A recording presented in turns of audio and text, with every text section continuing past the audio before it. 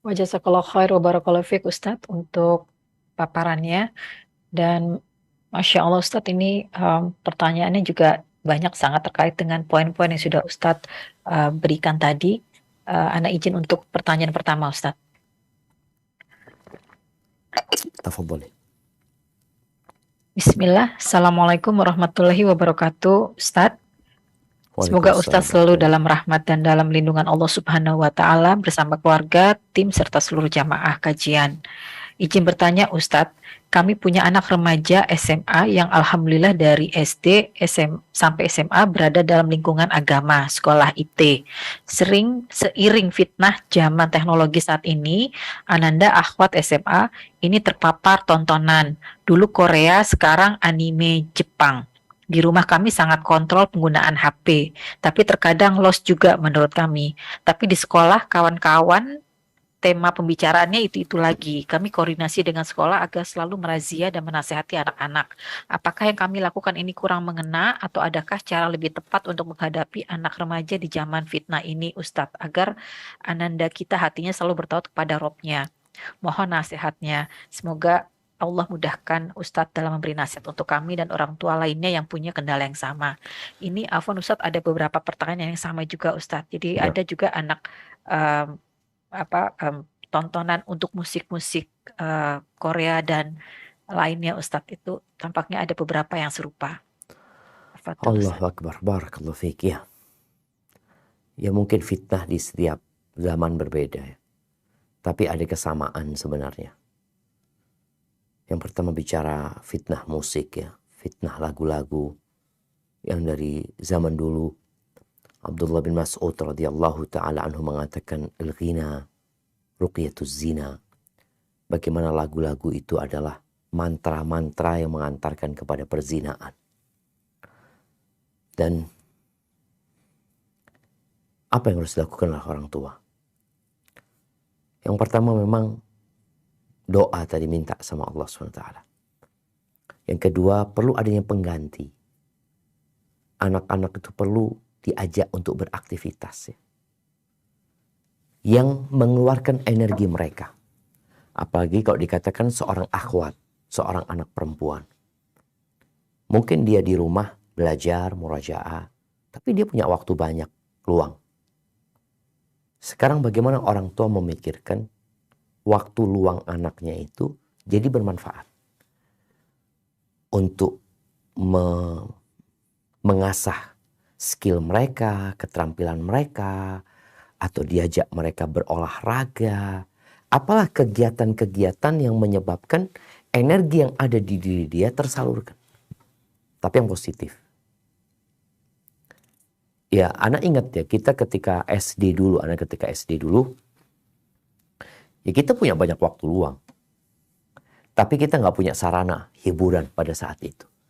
Maka akhirnya, contohnya, dulu suka cari ikan, ya, atau cari binatang lah. Berangkat ke sawah ini dan itu. Jadi tersalurkan energi itu. Kemudian nanti habis Isya, kita biasanya pulang dari sholat Isya itu gak langsung ke rumah. Habis ngaji itu main. Mainnya itu anak ingat kita lari-lari ya. Main dulu disebut banteng-bantengan atau gimana penyebutannya. Jadi memang kita sampai rumah capek lelah. Nah, ini sekarang yang kita lihat. Energi anak itu gak tersalurkan. Karena kalau pegang handphone, dia bisa pegang handphone itu 10 jam gak capek. Karena memang energi yang dikeluarkan sedikit. Tapi tadi perlu ada aktivitas. Mungkin anak itu diajak masak sama ibunya, bikin ini, bikin itu. Dimintain tolong-tolong potongin bawang kek, tolong ini. Jadi dia diikut sertakan dalam kegiatan yang ada di rumah. Sehingga lama-kelamaan mudah-mudahan dia menjadi suka dengan kegiatan-kegiatan dia. Nah, penyakit yang disebutkan tadi penyakit di sekolah. Jadi kadang-kadang setannya ini adalah kawan-kawan. Yang dibicarakan ya drakor. Yang dibicarakan ada film baru, ada drama baru, ada ini, itu. Padahal semua adalah kebohongan. Ya alhamdulillah kalau tadi dikatakan koordinasi sama pihak sekolah ini penting. Jadi kalau bicara koordinasi dengan pihak sekolah, koordinasi dengan teman-teman sesama satu perumahan ya. Di sini juga perlu kadang-kala tadi anak kita bermain di rumahnya. Oh, fulan punya anak gadis juga gitu, diajak ke rumah atau dia berangkat ke sana, tapi sudah punya visi dan misi yang sama, yaitu menyelamatkan mereka dari fitnah yang terjadi. Mungkin itu yang perlu dilakukan oleh orang tua. Semoga dengan cara itu ya anak-anak bisa tersalurkan energinya dan dikasih ganti tadi dengan tontonan-tontonan yang bermanfaat. Hadza wallahu a'lam bissawab. Barakallahu fiik Ustadz. Pertanyaan berikutnya Ustadz. Assalamualaikum Ustadz. Ustadz, saya dan Waalaikumsalam. suami mulai dari nol saat menikah. Benar-benar tidak punya apa-apa. Kami sering ikut kajian agar bisa sabar dan berdoa mohon agar kehidupan kami dan anak-anak membaik. Dan Alhamdulillah semakin lama setelah 12 tahun penuh kesulitan, karir suami menjadi membaik. Namun baru beberapa minggu lalu saya menemukan kalau suami memiliki will. Ustadz, saya merasa sangat hancur dan dari kajian seorang ustadz dikatakan kalau suami selingkuh, tugas istri adalah mengingatkan dan bila memang tidak terpisah maka menganjurkan agar suami menikahi wanita tersebut. Saya nggak yakin kuat Ustadz dan nggak yakin suami agamanya cukup kuat. Apa yang harus saya lakukan Ustadz? Saya sudah terbesit untuk meminta berpisah. Mohon nasihatnya Ustadz. Allahu Akbar jamaah. Tidak ada selesainya. Nabi SAW pernah mengatakan, hal tantadziruna, yang kalian tunggu itu apa? Mungkin kalian sedang menunggu kemiskinan yang akan membuat kalian jadi lupa karena sibuk mencari nafkah ini dan itu. Atau kekayaan yang membuat kalian melampaui batas. Kalau tadi diuji dengan kemiskinan 12 tahun ya. Dengan kesulitan. Akhirnya Allah kasih kemudahan. Alhamdulillah. Kemudian sekarang dikasih ujian lagi. Ujian tadi suami selingkuh. Kalau memang dia selingkuh. Na'udzubillah min dzalik. Apa yang harus dilakukan istri? Rasulullah SAW mengatakan, ma taraktu fitnatan asyadda ala rijal minan nisa. Perempuan. Ini fitnah yang terbesar buat dia. Dan itu ada di mana-mana sekarang. Perempuan itu kemana-mana mereka. Boleh jadi mereka kerja karena kebutuhan, boleh jadi mereka kerja karena kemauan. Tapi tadi disampaikan, sehingga banyak rumah tangga yang berantakan karena banyak wanita yang cari nafkah padahal itu nggak wajib buat dia. Dan dia meninggalkan kewajiban untuk mendidik anak-anak. Atau melayani suami. Tapi apa yang harus dilakukan sekarang? Yang pertama ya, kasih nasihat suami. Untuk bertakwa kepada Allah Azza wa Jalla. Karena bicara keimanan. Bukan bicara wanita itu. Wanita itu bisa berganti dengan wanita lainnya. Ada sejuta wanita di luar sana. Tidak bicara tentang wanita itu. Tapi bicara tentang keimanan dia untuk menjaga. Jangan sampai dia berbuat yang dimurkain Allah Azza wa Jalla. Ketika bicara apakah dia menikahi lagi perempuan itu. Kalau dia berzina, memang pezina itu pantas menikah dengan wanita pezina. Tapi diharamkan buat orang-orang yang beriman.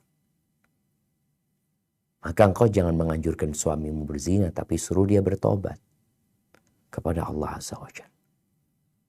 Dan suruh wanita itu bertobat. Kalau nanti sang suami mungkin memang dia merasa butuh untuk menikah lagi, itu perkara lain. Tapi sekarang yang perlu dilakukan adalah bertobat. Nggak ada gunanya dia menikahin wanita itu tanpa bertobat. Karena pernikahan dia dengan wanita itu tidak akan menghalalkan perzinaan yang dia lakukan. Enggak, tetap itu jadi dosa. Maka berkaitan dengan dosa yang dilakukan oleh suami, bagaimana suami diajak bertobat kepada Allah dengan taubatan nasuha, bagaimana suami diajak hadir kajian, ya, hadir ke majelis ilmu, diajak ke tempat-tempat yang menumbuhkan keimanan dia. Nanti kalau bicara dia membutuhkan istri lagi untuk menyalurkan syahwatnya umpamanya, oh itu perkara lain. Tapi sekarang yang perlu dilakukan bagaimana mengajak dia bertobat kepada Allah Azza wa Jalla. Kalau dia nggak bertobat, karena terus terang ada laki-laki yang menikahi selingkuhannya. Artinya dia sudah berzina dengan perempuan itu, ya pantas dia menikah dengan pezina itu pantas karena dia memang pezina juga umpamanya. Seperti itu. Tapi istri, bolehkah dia gugat cerai ketika itu? Boleh. Ketika pernikahan suaminya itu tidak sehat, maka dia boleh menggugat cerai. Tapi ketika suaminya nikah dengan wanita baik-baik dan dia dengan niat yang baik pula, maka sang istri nggak boleh gugat cerai. Maka bagaimana engkau sebagai seorang istri ngomong sama suami, kasih nasihat dan sampaikan. Kalau bicara semua tahulah, semua tahu. Laki-laki kalau kumpul sama laki-laki yang dibicarakan perempuan. Perempuan kalau ketemu sama perempuan mereka tidak membicarakan laki-laki. Mereka bicara tentang skincare, mereka bicara tentang baju, tentang tas, nah ini karena memang beda godaan. Godaannya berbeda. Maka nanti demi menjaga rumah tanggamu, jaga suamimu dari perbuatan dosa. Ketika nanti sang suami memang merasa butuh untuk menikah kembali, maka engkau beri arahan kepada dia. Carilah wanita yang soleha. Seperti kriteria yang sudah dibahas tadi. Itu kalau suamimu laki-laki yang soleh, yang menjaga sholatnya, yang taat sama Allah Subhanahu Wa Taala. Tapi kalau dia sama sholatnya nggak peduli, sama ibadahnya juga kurang-kurang, maka berarti suamimu bukan laki-laki yang soleh. Hadza wallahu a'lam bissawab. Barakallahu fiik Ustaz. Berikutnya akan dipersilakan untuk bertanya langsung Ukhti. Afwan, satu pertanyaan langsung Ukhti. Ukhti Tias, tafadholi. Bismillahirrahmanirrahim. Assalamualaikum warahmatullahi wabarakatuh. Barakallahu fiik ilmunya Ustaz. Afwan izin bertanya, bagaimanakah hukumnya jika di dalam satu keluarga ada sebagian yang masih jauh dari agama? Salah satunya seperti tidak sholat juga menghalalkan riba. Bahkan imbasnya itu terkena dalam semua anggota keluarganya. Apa yang harus dilakukan untuk menyadarkannya Ustaz? Hampir semua cara sudah dilakukan, tapi sudah berlangsung sangat lama belum sadar juga. Dan sampai di titik ini hanya dengan cara meninggalkannya. Apakah meninggalkannya sendirian, berhijrah darinya, agar tidak terkena imbasnya lagi itu menjadi salah satu jalan keluarnya? Mohon bimbingannya Ustaz, jazakallahu khair. Masya Allah, barakallahu fiik. Ya jamaah, kita itu ingin semua orang jadi orang baik. Kita ingin semua orang dapat hidayah. Tapi hidayah itu di tangan Allah Azza wa Jalla. Paman Nabi Muhammad SAW, Abu Talib. Berapa tahun Nabi ngasih tahu? 10 tahun. Dengan cara yang penuh dengan hikmah. Dengan metode yang penuh dengan kelembutan. Tapi tetap mati di atas kekufuran. Bagaimana Nabi Ibrahim? Sama. Bagaimana Nabi Nuh sama istrinya, sama anaknya. Bagaimana Nabi Lut sama istrinya. Jadi tatkala kita memberikan nasihat, mengajak orang, ingat yang dapat merubah dia itu Allah Azza wa Jalla. Aku hanya berusaha. Kalau tadi semua cara sudah dilakukan, ya diajak kajian, diajak hadir, menumbuhkan keimanan dia dengan ziarah kubur umpamanya, mengunjungi orang-orang yang sakit, orang-orang yang terkena bencana. Ini kadangkala bisa menumbuhkan keimanan dan kelembutan di hatinya. Karena yang jadi masalah ada orang itu sulit dapat nasihat karena hatinya seperti gelas yang terbalik. Jadi apapun yang kita lakukan nggak ada gunanya. Yang harus kita lakukan membalik itu gelas dulu. Baru kasih nasihat. Kalau tadi ditanyakan, bolehkah kita menghajar dia? Menghajar itu memboikot dia. Udah nggak berkawan sama dia, ditinggalin dia. Itu jadi salah satu cara dakwah. Setelah dipertimbangkan maslahat dan mudaratnya. Ada orang yang kalau ditinggal sama keluarganya, nggak dipedulikan, dia semakin buruk. Maka jangan ditinggal. Tapi ada orang yang kalau tinggalkan sama keluarganya, akhirnya dia merasa khawatir, takut, kemudian dia kembali kepada keluarga, kembali kepada kebenaran. Itu juga bisa kita lihat. Apakah kawan kita, keluarga kita ini kayaknya nggak usah digubris. Enggak, kalau engkau tetap mau amal riba, aku kayaknya nggak mau berkawan sama engkau. Nggak apa-apa. Dilihat nanti bagaimana perkembangan dia. Karena Rasul SAW pernah melakukan hal seperti itu. Bagaimana ada 3 sahabat yang tidak disalami sama Nabi. Semua sahabat dilarang untuk mendekati dia, ngobrol sama dia. Yang akhirnya mereka benar-benar bertobat kepada Allah Subhanahu wa taala. Jadi ini bicara pengobatan ya. Kadang-kala kita coba cara ini nggak berguna. Cara yang terakhir dalam pengobatan itu namanya ada kai, besi panas, sakit ya. Tapi insya Allah bisa ngobatin. Tapi dalam semua cara tersebut ingat, kita cuma berusaha. Yang memberikan hidayah adalah Allah SWT. Sehingga doa kita harus semakin banyak. Barakallahu fiik. Nah. Jazakallah khair Ustadz. Kita kembali dulu ke pertanyaan yang telah masuk.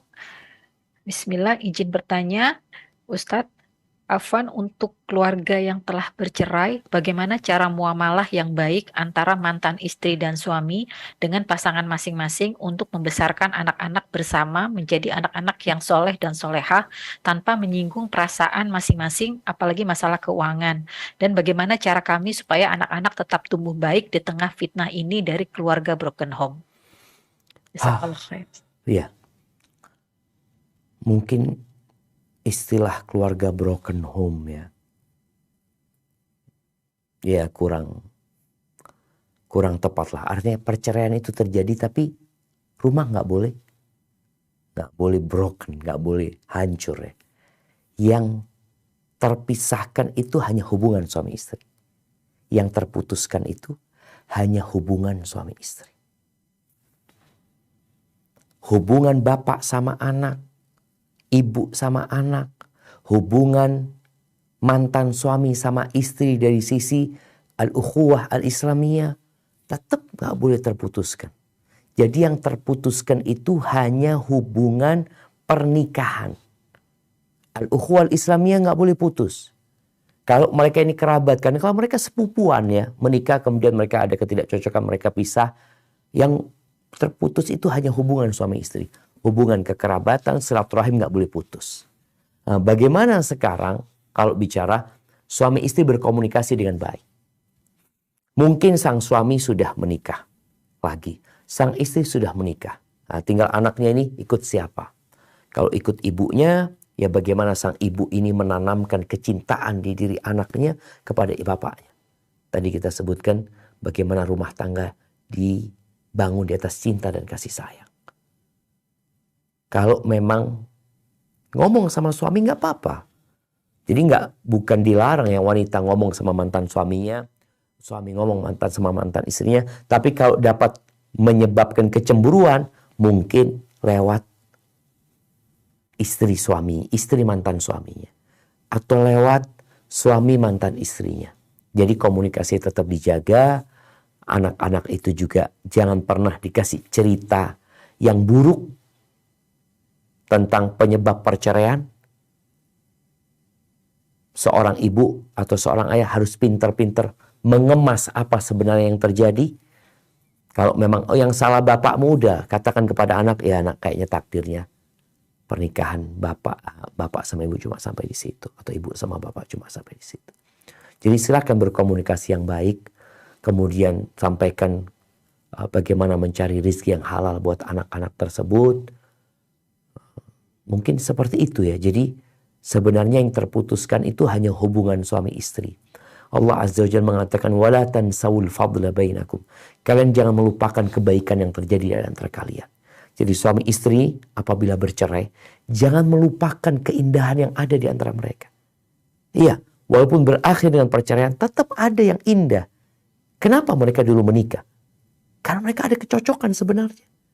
Ada keinginan bersama untuk membangun rumah tangga. Tapi karena di tengah jalan memang nggak bisa dilanjutkan, ya udah. Seperti itu, wallahu a'lam bishawab. Nah. Barakallahu fiik Ustadz. Berikutnya kami persilakan untuk kembali untuk yang bertanya langsung. Afwan, Ukti satu pertanyaan dan langsung untuk bertanya. Ukti Yanti. Tafadholi Ukti. Assalamualaikum warahmatullahi wabarakatuh, Ustaz. Izin, Waalaikumsalam warahmatullahi wabarakatuh. Nah, izin bertanya, Ustaz. Ini bapak saya kan menikah lagi dengan perempuan lain. Selama 11 tahun tidak diketahui oleh ibu saya. Kemudian bapak saya mengatakan sudah menikah lagi ketika 2 jam sebelum ibu saya meninggal, Ustaz. Saya sebagai anak sakit hati, Ustaz. Dengan dengan bapak saya menikah lagi tanpa sepengetahuan ibu saya, Ustaz. Setelah itu bapak saya membawa perempuan tersebut ke rumah ibu saya, ke rumah ibu dan bapak saya tinggal di situ, Ustaz. Kami anak-anaknya tidak setuju dengan kehadiran wanita tersebut karena wanita tersebut adalah tetangga sebelah rumah Ustaz. Saya sakit hati dengan sikap bapak saya dan perempuan tersebut, Ustaz.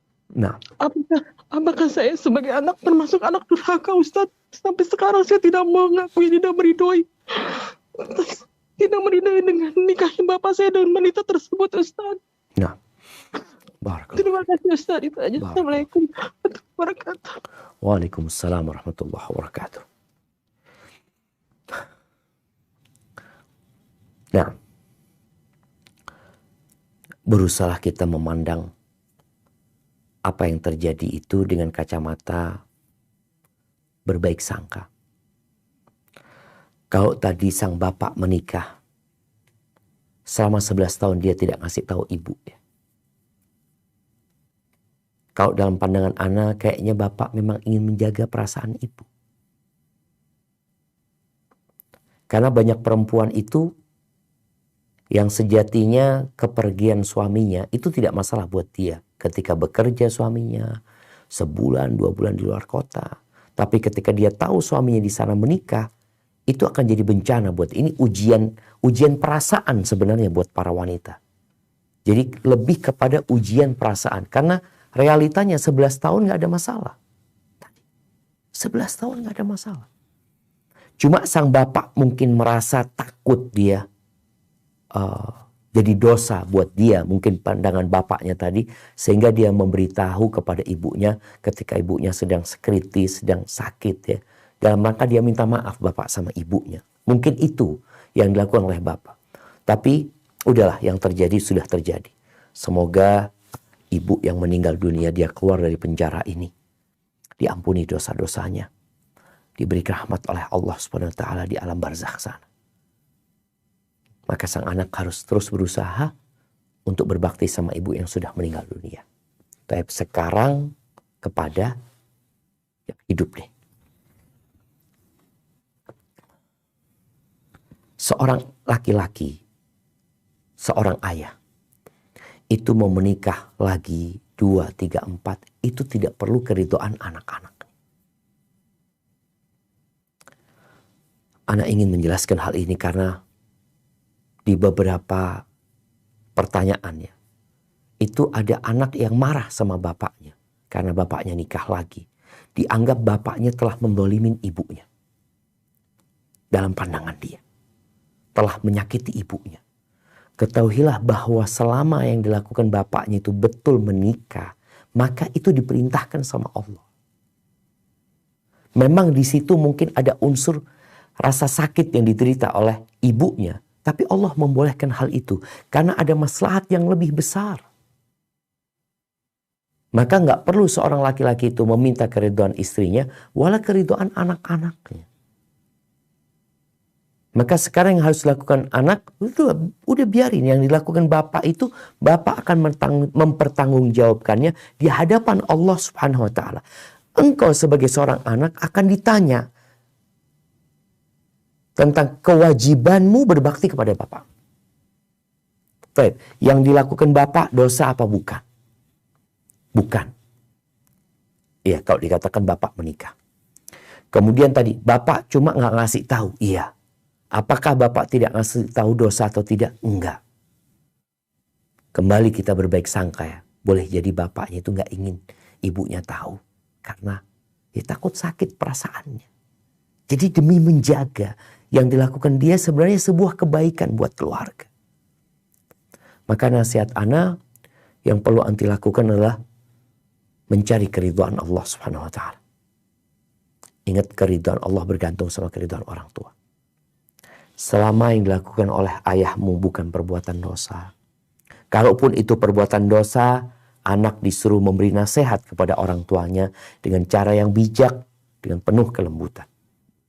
Tapi kalau ternyata bukan dosa, engkau ridho dengan takdir Allah SWT. Ingat, yang terjadi ini sudah ditulis 50.000 tahun sebelum penciptaan langit dan bumi.